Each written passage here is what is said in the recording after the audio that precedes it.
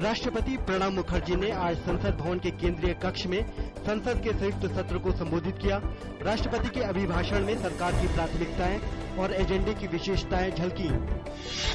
राष्ट्रपति प्रणब मुखर्जी ने अर्थव्यवस्था की हालत को अत्यधिक कठिन बताते हुए कहा कि सरकार भारत को सतत उच्च विकास पथ पर ले जाने को प्रतिबद्ध है। उच्च मुद्रास्फीति का उल्लेख करते हुए उन्होंने कहा कि नई सरकार इस पर काबू पाने के लिए सर्वोच्च प्राथमिकता देगी। राष्ट्रपति ने कहा कि ग्रामीण विकास के लिए पंचायती राज संस्था का मजबूत होना आवश्यक है। सरकार इस संस्था को और अधिक सशक्त बनाने पर जोर देगी। सरकार शहरी और ग्रामीण संस्कृति के संरक्षण पर ध्यान देगी। राष्ट्रपति ने कहा कि कृषि एवं इससे जुड़ी ढांचागत सुविधाओं में निवेश पर जोर दिया जाएगा। राष्ट्रपति ने कृषि प्रौद्योगिकी की मदद से उत्पादन बढ़ाने की जरूरत पर बल दिया। राष्ट्रपति ने कहा कि सरकार लंबे समय से रुकी पड़ी राजमार्ग परियोजनाओं को पूरा करेगी। उन्होंने कहा कि छोटे शहरों के लिए विमान सेवा शुरू की जाएगी।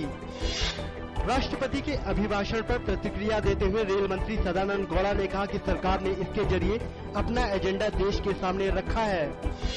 केंद्रीय गृह राज्य मंत्री किरण रिजिजू ने कहा कि अभिभाषण से सरकार की उत्तर पूर्वी राज्यों के प्रति जो प्रतिबद्धता है वह दिखाई देती है। कांग्रेस सांसद कमलनाथ ने अभिभाषण को सपनों का अभिभाषण करार दिया। उन्होंने कहा कि सरकार लोगों के हित में कितना काम कर पाती है ये अभी देखना बाकी है। बसपा नेता मायावती ने कहा कि भाजपा ने अपने प्रचार अभियान के दौरान जो कहा था वही आज अभिभाषण में दिखा है। केंद्रीय वित्त मंत्री अरुण जेटली ने कहा कि सरकार उच्च मुद्रास्फीति तथा उच्च ब्याज दर के दुष्चक्र को तोड़ने के लिए प्रतिबद्ध है। जेटली ने कहा कि आर्थिक वृद्धि के साथ किसी भी कीमत पर समझौता नहीं किया जा सकता। इस बार कम बारिश किसानों के लिए बन सकती है परेशानी का सबब। विज्ञान मंत्री जितेंद्र सिंह ने बताया कि मानसून की बारिश के सामान्य से कम 93% पर रहने की संभावना। सूचना एवं प्रसारण मंत्री प्रकाश जावड़ेकर ने कहा कि प्रेस की स्वतंत्रता बनी रहनी चाहिए। साथ ही उन्होंने कहा कि मीडिया को अपनी जवाबदेही का एहसास होना चाहिए। हिमाचल प्रदेश के मंडी स्थित व्यास नदी में बहे हैदराबाद के 24 छात्रों में से कुछ के शव मिल गए हैं। ये हादसा कल उस वक्त हुआ जब ये छात्र नदी के किनारे तस्वीरें खींच रहे थे, लेकिन नदी में पानी का प्रवाह अचानक बढ़ गया। मानव संसाधन विकास मंत्री स्मृति ईरानी घटना स्थल पर पहुंची। उन्होंने इस हादसे पर गहरा दुख व्यक्त किया। उन्होंने मृतक छात्रों के परिजनों से मुलाकात की और उन्हें सांत्वना दी।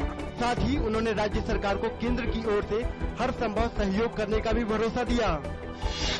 शेयर बाजार में देखी गई तेजी। सेंसेक्स करीब 184 अंक सुधरकर 25,580 अंक पर बंद हुआ। वहीं निफ्टी 71 अंक से अधिक की बढ़त के साथ 7,655 अंक की नई ऊंचाइयों पर पहुंचा। हॉकी विश्व कप के आज के मुकाबले में ऑस्ट्रेलिया ने भारत को बुरी तरह हराया। प्रतियोगिता में एक बार फिर भारत ने दोहराया निराशाजनक प्रदर्शन।